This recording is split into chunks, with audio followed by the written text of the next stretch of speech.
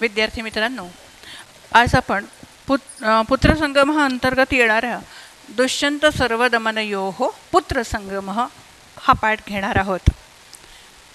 दुष्यंत सर्वदमनयोः हा जो भाग घेतलेला आहे तो कालिदासाच्या प्रसिद्ध अशा शाकुंतल नाटकातला आहे.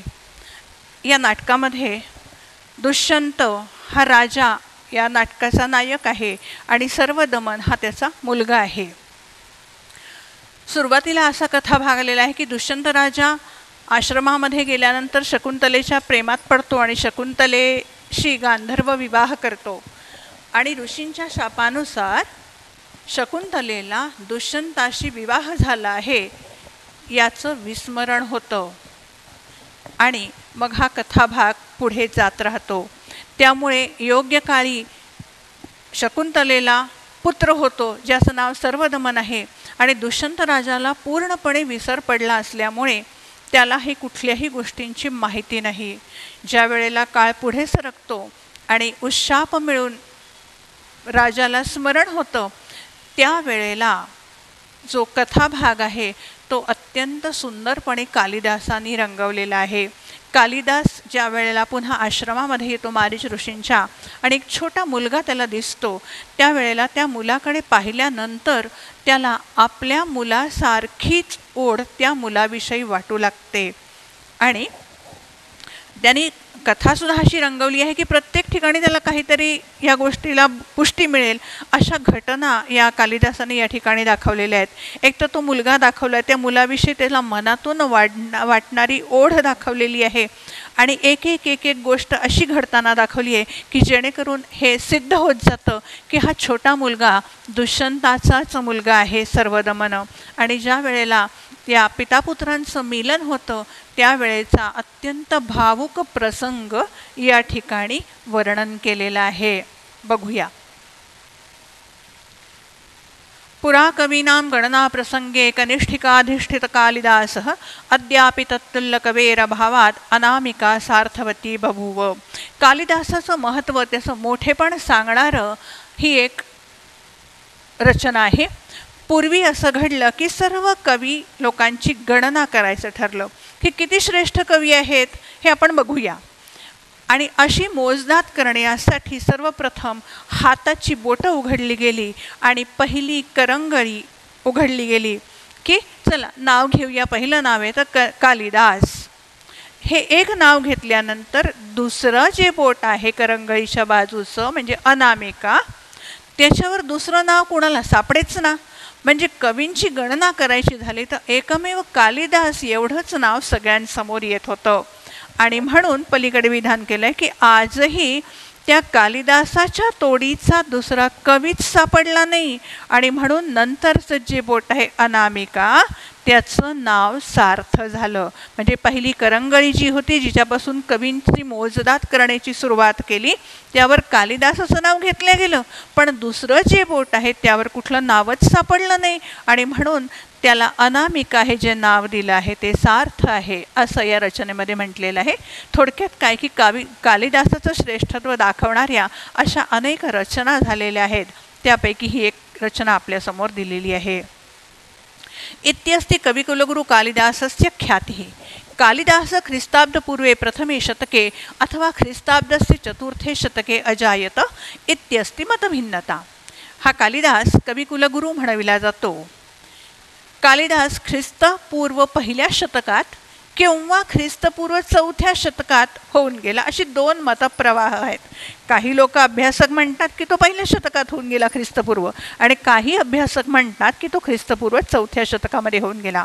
मालविका अग्निमित्रम विक्रमोर्वशीयम अभिज्ञान शाकुंतलम इत्यादीनि त्रीणि नाटकानि मेघदूतम ऋतुसंहारम इति द्वे खंडकाव्ये कुमारसंभवम रघुवंशम इति द्वे महाकाव्ये एतावती तस्य साहित्य संपत्. या कालिदासांनी 7 अजरामर रचना करून ठेवलेल्या आहेत. मालविका अग्निमित्र, विक्रम उर्वशीयम आणि विज्ञान शाकुंतल ही 3 नाटकं लिहिली. मेघदूत आणि ऋतुसंहार अशी 2 खंडकाव्य लिहिलीत. कुमारसंभव आणि रघुवंश अशी 2 महाकाव्य लिहिली. एकूण 7 रचना एवढी मोजकी या कालिदासाची साहित्य संपदा आहे. पण इतका काळ लोटला तरीही त्याच्यासारखा कवी अजूनही झालेला आपल्याला सापडत नाही, इतकं तो प्रतिभा संपन्न कवी होऊन गेला. दशरूपकेषु प्रथमः तथा प्रमुख रूपप्रकार नामनाटकम. आता संस्कृत वाङ्मयामध्ये 10 रूपक मानले जातात. म्हणजे नाटक, रूपके ही संज्ञा नाटकासाठी वापरलेली आहे. 10 रूपक आहेत, 10 प्रकारची नाटकं आहेत. त्या नाटकाचा पहिला प्रकार जो आहे रूपकांमधला, त्याला पहिलं नाटक. नाटकमथ भाण व्यायोग समकारणी इहा मृगांकविथ प्रहसनमिति रूपकाणी दश. अशी 10 रूपकाचे प्रकार मानले जातात. नाटकाचे 10 प्रकार, त्यापैकी पहिला प्रकार जो आहे तो नाटक आहे. आता या नाटकाचं वैशिष्ट्य कोणतं? इतिहास पुराण मूलकथा शृंगारवीरयोः अन्यतम मुख्य रस. यामधलं कथाबीज जे असतं ते इतिहासावर आधारित असतं किंवा पुराणांवर आधारलेलं असतं. शृंगाररस किंवा वीररस या दोनपैकी एक मुख्य रस असतो. नायक श्रेष्ठ असतो, तो नायक देव असावा लागतो किंवा राजा असावा लागतो. पंचवा सप्तांकाः या नाटकाचे 5 किंवा 7 अंक असले पाहिजे. अशी रचना जी असते तिला नाटक म्हणतात आणि हे नाटकाचे विशेष आहेत. अभिज्ञान शाकुंतलस्य सप्तमांकात अयम नाट्यांश स्वीकृतः. अभिज्ञान शाकुंतल नावाच्या 7व्या अंकामध्ये हा नाट्यांश असलेला आपल्याला दिसतो. दुर्वासस शापेन जातात विस्मरणवशात दुष्यंतेन गर्भवती शकुंतला परित्यक्ता. दुर्वासांच्या शापामुळे शकुंतलेला दुष्यंताने सोडलं होतं. म्हणजे दुष्यंताला स्मरणच राहिलं नव्हतं, कारण ती घटना अशी की आपल्या कुटीमध्ये शकुंतला दुष्यंत राजाच्या स्मरणामध्ये अगदी दंग झालेली होती. त्याच वेळेला आश्रमामध्ये दुर्वास मुनी येतात भिक्षा घेण्यासाठी. शकुंतला त्यांचा आदर सत्कार करायचं विसरून जाते. तिला भानच राहत नाही की आपल्या आश्रमामध्ये कोणी असे एक श्रेष्ठ मुनी आले आहेत. आणि हा त्यांचा अपमान सहन न होऊन दुर्वास मुनी शकुंतलेला शाप देतात की तू ज्याच्या चिंतनामध्ये एवढी गढून गेली आहेस ना, की तुला माझ्यासारख्या तपस्व्याचा विसर पडावा, तोच तुला विसरून जाईल. आणि म्हणून दुष्यंत राजा पूर्णपणे शकुंतलेला विसरून जातो आणि तिचा त्याग करतो. सा मारीच्या आश्रमे पुत्रम सर्वदमनम जनितवती. मग मारीच ऋषींच्या आश्रमामध्ये ती मुलाला जन्म देते, ज्याचं नाव सर्वदमन असं ठेवलं जातं. किंचित कालानंतरम दुष्यंत दैववशात तत्र आगतः. आता हे नाटक आहे, कथाभाग आहे, त्यामुळे दुष्यंत राजा या मारीच ऋषींच्या आश्रमामध्ये येतो. त्या ठिकाणी दुष्यंत आणि शकुंतला यांचं पुनर्मिलन दाखवलेलं आहे. वृक्षांतरितः दुष्यंत कौतुकेन बाललीला हा दृष्टवान. आता मारीच ऋषींच्या आश्रमामध्ये दैवयोगाने आलेला हा दुष्यंत राजा त्या ठिकाणी खेळत असलेल्या त्या छोट्या मुलाच्या बाललीला बघतो. आता छोटा मुलगा खेळत असतो, खेळताना मुलं कितीतरी क्रिया करत असतात. आता हा मुलगा विशेष मुलगा आहे, हा क्षत्रियांचा मुलगा आहे, शूरवीराचा मुलगा आहे. पहिल्या ठिकाणी प्रथम त्याचा प्रत्यय राजाला कसा येतो, काही खुणा अशा या ठिकाणी कथाकारांनी दाखवलेल्या आहेत की ज्यावरून राजाच्या मनातली शंका घट्ट होतं की अरे हो, हा माझाच मुलगा आहे. तापसीभ्याम संवादमाध्यमेन तेन स्वपुत्रः कथम विज्ञातः इति अस्ति अस्य नाट्यखंडस्य विषय. आता दुष्यंताच्या मनामध्ये त्या मुलाला पाहिल्यानंतर निर्माण होणारं स्वाभाविक वात्सल्य आणि या तापसी त्याच्या सांभाळण्यासाठी ज्या दोघी तापसी त्याच्यासोबत होत्या त्या दोघींमध्ये होणारा संवाद, या सगळ्यांवरून हा दुष्यंत राजा आपल्या मुलाला ओळखतो. हा आपलाच मुलगा आहे शकुंतलेचा, हे त्याला समजतं. बघा चित्र बघा, एक छोटासा मुलगा दाखवलाय आणि सिंह दाखवलाय. त्या सिंहाचं तोंड उघडतोय, जबडा उघडतोय तो मुलगा. बघूया आता आपण. बालह जृंभस्व सिंह दंतांस्ते गणयिष्ये. छोटा मुलगा शूर आहे, त्याने एक छोटंसं सिंहाचं छावा आहे तो त्याच्या तोंड जबडा असा फाकव तोंड म्हणतो, अरे सिंहा तोंड उघड, मला तुझे दात मोजायचे आहेत. काय खेळ आहे त्याचा? त्यांनी छाव्याला आपल्याजवळ घेतलंय आणि त्या छाव्याला, सिंहाच्या छाव्याला जबरदस्ती तोंड उघडायला लावतोय आणि म्हणतो की मला तुझ्या तोंडातले दात मोजायचे आहेत, तोंड उघड. आता त्या दोघी जणी तापसी याचा सांभाळ करायला की हा काय करतो, कुठे जातो त्याच्यावर लक्ष ठेवायला असतात. त्यापैकी एक तापसी म्हणते, अविनीत हंत वर्धते तव संरंभ. बापरे, तुझ्या खोड्यानं वाढतच चालल्यात बरं. स्थ स्थाने खलु ऋषिजनेन सर्व दमन इति कृतनामधेयोसी. तुझं नाव हे जे ऋषी लोकांनी सर्व दमन लिहिलंय ना, अगदी बरोबर आहे बाबा. तू सगळ्यांवर दमदाटी करतोस, सगळ्यांना आपल्या धाकात ठेवतोस, म्हणून तुझं हे जे सर्व दमन नाव ठेवलं आहे ते अगदी बरोबर आहे. आता राजा झाडाच्या आडून या मुलाला बघतोय, त्या मुलाचा खेळ बघतोय आहे. आता राजाच्या मनामध्ये या मुलाविषयी एक अचानक वात्सल्य दाटून येतं आणि तो आत्मगतम स्वतःच आपल्याशी म्हणतो. आत्मगतम म्हणजे स्वतःशीच. किन्नु खलु बाले अस्मिन् औरसैव पुत्रे स्नेह्यति मे मनः.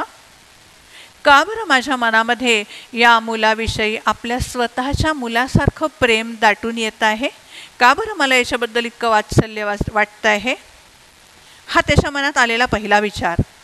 आणि लगेच पुन्हा दुसरा विचार येतो, नूनम अनपत्यता माम वत्सलयती.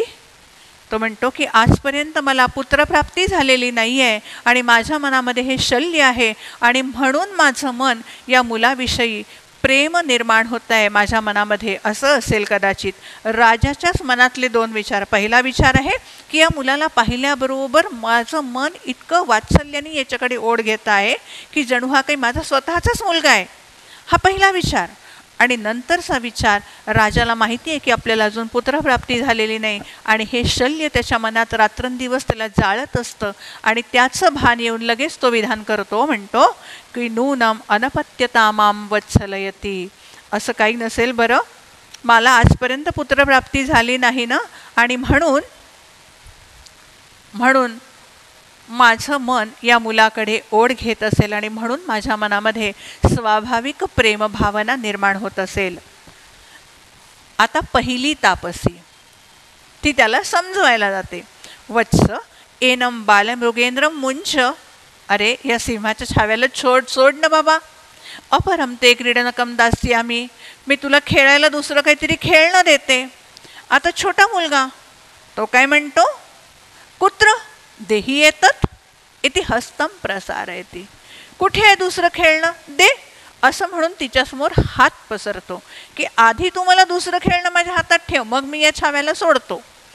तो छोटा मुलगा हात समोर करतो आणि त्यांनी हात समोर केल्याबरोबर राजाचं लक्ष त्या छोट्या मुलाच्या हातांकडे जातं आणि राजा शरीर लक्षणांचा ज्ञाता होता, त्याला समजत होतं. त्यांनी त्या छोट्या मुलाचे दोन्ही समोर केलेले हात पाहिले. त्या क्षणी त्याच्या लक्षात आलं की या छोट्या मुलाच्या हातावर चक्रवर्ती लक्षणं आहेत. या हातावरूनच समजतंय की हा मुलगा चक्रवर्ती राजा होणार आहे. आणि राजाला यापूर्वी जेव्हा एका ऋषींनी आशीर्वाद दिला असतो त्यावेळेला सांगितलं असतं की हे राजा, तुझा मुलगा चक्रवर्ती होईल. आणि जेव्हा या मुलाच्या हातावर चक्रवर्ती लक्षणं बघतो तेव्हा ती भविष्यवाणी राजाला आठवते आणि तो चकित होतो आणि म्हणतो, कथम चक्रवर्ती लक्षणमपि अनेन धार्यते. अरे वा, हा मुलगा चक्रवर्ती लक्षणं धारण करणारा आहे. तर दुसरी तापसी म्हणते, सुव्रते न शक्येच वाचा मात्रेण विरमयितुं गच्छत्वं मदीयौटजे मृत्तिका मयूरस्तिष्ठति तम अस्य उपहर. आता दुसरी तापसी त्या पहिल्या तापसीला बघा, संबोधन भाषा किती सुंदर आहे. सुव्रते, हे बघ सुव्रते, हा मुलगा की नाही फक्त बोलून थांबवण्यासारखा नाही आहे. वाचा मात्रेण विरमयितुं, फक्त बोलून याला थांबवता येणार नाही बरं. जा तू माझ्या झोपडीमध्ये मदीय उटजे मृत्तिका मयूरस्तिष्ठति. माझ्या झोपडीमध्ये कुटीमध्ये मातीचा मोर आहे, तो मातीचा मोर तू याला आणून दे. तम अस्य उपहर. मग पहिली दासी म्हणते, ठीक आहे मी तसंच करते, म्हणजे तो मातीचा मोर याला आणून दाखवते. इथे निष्क्रांता. आणि असं म्हणून ती तो मोर आणण्यासाठी निघून जाते. आता दुसरी तापसी असते, राजा तिच्या समोर असतो. ती राजाला बघते आणि राजाला म्हणते की हा मुलगा न मला आवरतच नाहीये, तो त्या सिंहाशी खेळतोय. आता राजाला पाहिल्यावरती स्वाभाविक राजाकडे मदतीची याचना करते आणि राजाला म्हणते, बघा राजाला केलेलं तिने संबोधन सुद्धा किती सुंदर आहे. भद्रमुख, ज्याचं मुख उत्तम आहे, उत्तम मुखापेक्षा जो माणूस एकदम सज्जन दिसतो आहे म्हणून ती संबोधन करते. भद्रमुख एही तावत, इकडे ये भल्या माणसा, मला मदत कर. कशासाठी?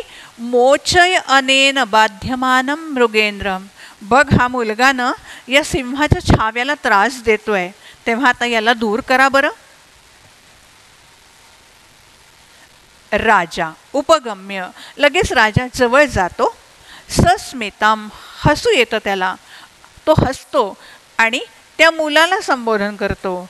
अयि भो महर्षी पुत्र, आश्रमामध्ये हा मुलगा दिसत असल्यामुळे राजाला वाटतं की हा एखाद्या महर्षीचा पुत्र असला पाहिजे आणि म्हणून राजा त्याला संबोधन करतो. अयि भो महर्षी पुत्र. ही तापसी ती ऐकते आणि ती लगेच ती गोष्ट क्लिअर करते. भद्रमुख न खलु अयम ऋषिकुमार, भल्या माणसा हा काही ऋषिकुमार नाही आहे. म्हणजे आता राजाच्या मनामध्ये पुन्हा एक छोटीशी इच्छा, एक आशा जागृत होते. बालकम उपलालयन, त्या तापसीशी बोलत असताना तो त्या छोट्या मुलाचे लाड करतो आणि म्हणतो, लाड करत असताना, नचेत मुनिकुमार हयम अथ को अस्त्य व्यपदेशः, तुम्ही म्हणताय त्याप्रमाणे हा जर मुनिकुमार नसेल ना तर मग हा कुठल्या वंशाचा मुलगा आहे. यावर ती तापसी उत्तर देते, पुरुवंशः. आता राजा दुष्यंत राजा हा पुरुवंशातला आहे आणि या मुलाचा सुद्धा पुरुवंश आहे, म्हणजे या दोघांचं वंशाचं काहीतरी नातं असलं पाहिजे. राजाला पुन्हा लक्षात येतं, एक क्लू मिळून जातो की अरे हा पण पुरुवंशीय आहे. राजा लगेच मनातल्या मनात बोलतो, आत्मगतम कथम एकान्वयो मम, हा तर माझ्याच वंशातला आहे. प्रकाशम, मग राजा उघडपणे म्हणतो, कथम अस्य जननी अत्र देवगुरोः तपोवने प्रसूता. राजा म्हणतो, जर हा पुरुवंशातला आहे म्हणजे हा क्षत्रिय वंशातला मुलगा आहे तर मग याची आई या देवगुरूंच्या तपोवनामध्ये कशी काय प्रसूत झाली? ती तर राजवाड्यात असली पाहिजे. मग ही देवगुरूंच्या तपोवनामध्ये कशी काय प्रसूत झाली? कसं काय या बाळाला इथे तिने जन्म दिला? यावर ती दुसरी तापसी म्हणते की त्याच्या आईचा न अप्सरेशी संबंध आहे म्हणून अप्सरस संबंधेन. आता अप्सरस संबंध कोणता? तर मेनका नावाच्या अप्सरेची शकुंतला ही मुलगी असते आणि म्हणून हा अप्सरेचा असा संबंध दाखवलेला आहे. राजा अपवार्य, आता अपवार्य ही एक नाट्यसूचना आहे. नाट्यसूचना म्हणजे काय की रंगमंचावर ज्या वेळेला नाटक घडत असतं त्यावेळेला काही गोष्टी रंगमंचावरच्या पात्रांना समजायला नको, पण तो कथाभाग प्रेक्षकांना तर समजला पाहिजे. यासाठी त्याचं जे बोलणं आहे ते अपवार्य म्हणून. हंत, राजा म्हणतो, अरे रे द्वितीयम इदम आशाजननम. आता अजून माझ्या मनातली आशा दृढ झाली, माझ्या मनातलं ही गोष्ट पक्की होती आहे की जेणे हा माझा मुलगाच आहे. पहिली गोष्ट कोणती? की तो सिंहाच्या छाव्याशी खेळत होता. त्यानंतर राजाने जेव्हा त्याला महर्षी कुमार म्हटलं त्यावेळेला ती तापसी म्हणते की हा महर्षी कुमार नाही. राजा त्याचा वंश कोणता विचारतो, याचं उत्तर त्याला मिळतं पुरुवंश, म्हणजे हा पुन्हा आपल्याच वंशाचा. त्यानंतर राजा पुन्हा विचारतो की याची आई या देवगुरूंच्या वनामध्ये कशी काय प्रसूत झाली, त्यावेळेला तिचा अप्सरेशी संबंध होता, ही गोष्ट करते. म्हणजे अशा एक एक गोष्टी समजल्यानंतर राजाची शेवटी खात्री पटते की हा आपला आणि शकुंतलेचाच मुलगा आहे. बघा यामध्ये सगळं रचनाकाराचं कौशल्य दिसून येतं की हळूहळू कथाभाग तो पुढे नेतो आहे आणि राजाच्या मनाला खात्री दाखवतो आहे की हो हा तुझाच मुलगा आहे. आता उघडपणे राजा बोलतो, अथसा तत्र भवती किमाख्यस्य राजर्षे हे पत्नी. आता राजाची हिंमत वाढते, राजा चौकशी करतो. तो म्हणतो की ती कोणत्या राजाची पत्नी आहे बरं. आता खरं तर स्त्रियांविषयी चौकशी करू नये किंवा बोलू नये असा एक नियम होता की परस्त्रीविषयी चौकशी करायची नाही, पण तरीसुद्धा राजाच्या मनामध्ये हळूहळू खात्री होत चालली जाते आणि म्हणून तो हिंमत करतो, धाडस करतो की ही जी अप्सरा संबंधानी असलेली या ठिकाणी प्रसूत झालेली या मुलाची आई आहे ती कोणत्या राजाची पत्नी आहे बरं, असं विचारल्याबरोबर ही दुसरी तापसी जी आहे तिला माहिती आहे की दुष्यंत राजांनी शकुंतलेचा त्याग केलेला आहे आणि पत्नीचा त्याग करणाऱ्या माणसाला समाजामध्ये मुळीच किंमत नसते. आणि म्हणूनच ती दुसरी तापसी म्हणते, कहतस्य धर्मदार परित्यागिनो नाव संकर्ते तुम चिंतयिष्यति. असं कोण आहे की ज्या पत्नीचा त्याग करणाऱ्या माणसाचं नावसुद्धा घेण्याची इच्छा करेल? आम्हाला नावसुद्धा घेण्याची इच्छा नाही आहे. आता ही जेव्हा सांगते की त्यांनी पत्नीचा त्याग केला आहे, राजाला स्मरण झालेलं आहे की आपल्याकडून पत्नीचा त्याग झालेला आहे, या एक एक गोष्टी राजाला आठवत जातात. आता या ठिकाणी राजा स्वगत बोलतो स्वतः. इयम खलु कथा मामेव लक्ष्ये करोते. ही जे सांगते आहे ना की ज्यांनी धर्मपत्नीचा त्याग केलाय, ही गोष्ट सुद्धा माझ्याकडेच बोट दाखवते, मलाच सूचना करते की मीच आहे तो. यदि तावदस्य शिशोः मातरम नामता पृच्छामि. मी या मुलाच्या आईचं नाव विचारू का? मनातल्या मनात त्याचा संवाद सुरू आहे. त्याला कळत आहे की हे माझ्याशी संबंधित आहे, म्हणतो मी या मुलाच्या आईचं नाव विचारू का? पुन्हा दुसरा विचार त्याच्या मनात येतो, अथवा अनार्य परदार व्यवहार. नाही बरं, असं परक्या स्त्रीविषयी चौकशी करणं योग्य नाही, हे सज्जन माणसाचं लक्षण नाही, त्यामुळे मी हे विचारता कामा नये. आता एवढे सगळे राजाच्या मनातले विचार होतपर्यंत ती पहिली तापसी जी कुटीमध्ये गेली असते ती आपल्या हातात तो मातीचा मोर घेऊन या ठिकाणी प्रवेश करते.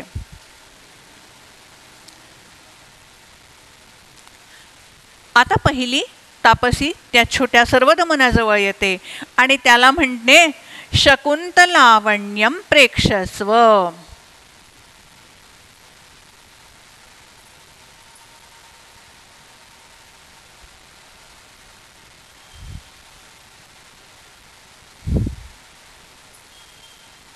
शकुंतलावण्यम प्रेक्षस्व. बघा, शब्दाची रचना कालिदासाने किती सुंदर केली आहे. राजाला तर कळत आहे की त्याच्या मुलाच्या आईचं नाव शकुंतला आहे आणि प्रेक्षकांना मात्र ही गोष्ट कळत नाहीये. ती म्हणते सर्वदमन शकुंतलावण्यम प्रेक्षस्व. याच्यामध्ये दोन शब्द आहेत, शकुंत लावण्यम. बघ बरं, या पक्षाचं सौंदर्य बघ तू, हा मोर किती सुंदर आहे बघ बरं सर्वदमना.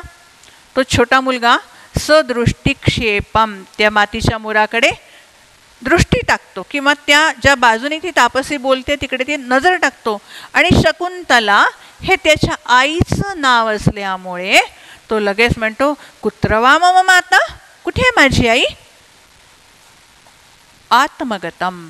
राजा पुन्हा स्वतःशी बोलतो, कारण मुलगा म्हणतो ना कुठे आहे माझी आई, आणि तापसी म्हणते शकुंतलावण्यम प्रेक्षस्व. शकुंतला हे शब्दाचं साम्य, तो मुलगा विचारतो की माझी आई कुठे आहे, यावरून राजा स्वगत बोलतो, स्वतःशी बोलतो, किंवा शकुंतला इति असे मातुराख्या. काय, याच्या आईचं नाव शकुंतला आहे का? पुन्हा त्याच्या मनात विचार येतो, संती पुनर्नामधेय सादृश्यानी. नाही, नावासारखी नावं असतात. सर्वदमन त्यांनी काय विचारलं असतं, शकुंतलावण्य प्रेक्षस्व म्हटल्यावर तो म्हणतो माझी आई कुठे आहे, आणि ती तापसी दाखवते मोर. मग त्याला राग येतो की आई दिसत नाही आणि मोर मात्र दिसतोय. मग तो लगेच बालसुलभ प्रवृत्तीने म्हणतो, रोचते मे एष भद्रमयूरः. आवडला मला हा मोर. इति क्रीडनकम आदत्ते. आणि तिच्यासमोर पुन्हा हात करतो आणि तो मातीचा मोर त्याच्यासाठी खेळणं म्हणून जे आणलेलं आहे ते तो घेऊन घेतो. आता पहिली तापसी विलोक्य सोद्वेगम. या दोघीही तापसी या छोट्या सर्वदमनाचं रक्षण करण्यासाठी, त्याच्याकडे लक्ष ठेवण्यासाठी नियोजित झालेल्या असतात. ती त्या सर्वदमनाकडे बघते. आता घटना महत्त्वाची आहे. अहो रक्षाकरणकमस्य मणिबंधे न दृश्यते. पाहिल्याबरोबर तिच्या लक्षात येतं की या छोट्या मुलाच्या हातामध्ये जो एक ताईत बांधला होता, रक्षाकरंडक. रक्षाकरंडक म्हणजे ताईत, आणि मणिबंध म्हणजे मनगटावर. याच्या मनगटावर एक ताईत बांधलेला होता, तो दिसत नाहीये. ती घाबरून जाते. राजाला लक्षात येतं ती काय म्हणते, म्हणून राजा म्हणतो अलमावेगेन, घाबरू नका बरं, ननु इदम अस्य सिंह शावक विमर्दात परिभ्रष्टम. राजा म्हणतो की अहो घाबरू नका, हा बघा तो सिंहाच्या शावकाशी खेळत होता की नाही, छाव्याशी, तेव्हा त्या छाव्याशी खेळता खेळता त्याचा हा ताईत पडलेला आहे. इति आदातुम इच्छती. राजा तो ताईत उचलतो आणि त्या तापसीला देण्याची इच्छा करतो. राजाची ही क्रिया बघितल्याबरोबर त्या दोघीही पटकन म्हणतात मा खलू इदमवलंब्य, अहो तुम्ही याला हात लावू नका बरं. आणि त्यांच्या तोंडातून शब्द बाहेर पडण्यापूर्वीच राजाने तो ताईत उचललेला असतो. कथम गृहीतमनेन, अरे रे घेतला यांनी. आणि दोघीही जणी आश्चर्य आणि भीतीने आपले दोन्ही हात छातीवर ठेवून एकमेकींकडे बघत असतात, कारण त्याचा संबंध आपल्याला पुढे उलगडणार आहे. बापरे, राजाने हा ताईत उचलला. आता घेऊ नको म्हटल्यावर राजाला असं वाटतं मला का बरं अडवलं, साधा ताईत तर आहे, मला दिसला मी उचलून यांना परत करतो. राजा म्हणतो किमर्थम प्रतिषिद्धाः स्मः, का बरं तुम्ही मला अडवलत. यावर त्याच्या प्रश्नावर उत्तर देत पहिली तापसी म्हणते महाराज ऐका, हा ताईत म्हणजे काय आहे. एषा अपराजिता नाम औषधी भगवता मारीचेन दत्ता. ही ताईत म्हणजे अपराजिता नावाची एक औषधी आहे जी भगवान मारीचांनी या सर्वदमनाला दिलेली आहे. एताम किल माता पितरौ आत्मानं च वर्जयित्वा अपरो भूमिपतिताम न गृह्णाती.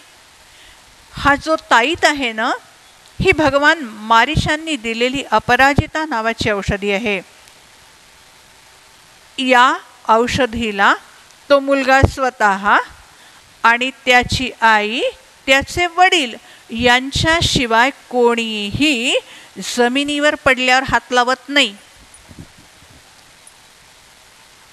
राजा विचारतो अथ गृह्णातीन, समजा घेतलं तिसऱ्या माणसाने तर काय होतं. पहिली तापस सांगते ततस्तम सर्पो भूत्वा दशती.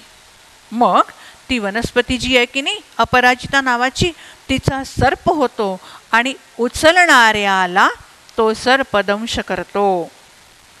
आता याच्यावर विश्वास बसणार नाही कोणाचा की अपराजिता नावाची वनस्पती, औषधी वनस्पती जी आहे ती, तिचं खाली पडल्यावर आई वडील आणि मुलगा यांच्याशिवाय जर कोणी उचलली तर त्याचा सर्प होतो आणि तो उचलणाऱ्याला दंश करतो. राजा सुद्धा तसाच म्हणतो भवतीभ्याम कदाचित असते हा प्रत्यक्षीकृता विक्रिया. राजा म्हणतो असा बदल झालेला, असं घडलेलं तुम्ही कधी प्रत्यक्ष पाहिलंय का. उभे दोघी जणी म्हणतात अनेकशः, अहो कित्येक वेळा हा ताईत पडला, त्यांच्याशिवाय तिघांशिवाय जर कोणी उचलला तर त्याचा साफ होऊन उचलणाऱ्याला दंश केला आहे. अशा गोष्टी आम्ही अनेक वेळेला पाहिलेल्या आहेत. आता राजाची खात्री पूर्ण पटते की हा आपलाच मुलगा आहे, कारण ज्या अर्थी राजाने ती वनस्पती उचलल्यानंतर तिचा सर्प झाला नाही, राजाला दंश केला नाही आणि त्या मुलाची माता त्या ठिकाणी नव्हती, पिता म्हणून राजा त्या ठिकाणी हजर होता, उपस्थित होता आणि त्याने तो ताईत उचलल्यावर त्याचा सर्प झाला नाही. म्हणजे हे सिद्ध झालं की हा राजा त्या सर्वदमनाचा पिता आहे. आणि हे सगळं त्यांच्या तोंडून ऐकल्यानंतर राजा अत्यंत आनंदाने त्या छोट्या मुलाला सर्वदमनाला मिठी मारतो आणि आपल्या कुशीत घेतो. सर्वदमन मुंचमाम. आता सर्वदमनाला माहिती नाही आहे की हे आपले वडील आहेत म्हणून. त्याला कोणीही एका परक्या माणसाने जवळ कुशीत घेतलेलं आवडलं नाही, त्याच्यामुळे तो म्हणतो मुंचमाम, सोडा मला. मम खलु तातो दुष्यंत नत्वम. दुष्यंत माझे बाबा आहेत, तुम्ही नाही आहे, सोडा मला. आता या सर्वदमनाच्या तोंडी सुद्धा कालिदासानी दुष्यंताचं नाव टाकलंय. बालसुलभ वृत्ती आहे की मला दुसऱ्या कोणी माणसांनी कुशीत घ्यायची गरज नाही आहे, मला माझे वडील फक्त कुशीत घेऊ शकतात. माझ्या वडिलांचं नाव दुष्यंत आहे, तुम्ही माझे वडील नाही आहात.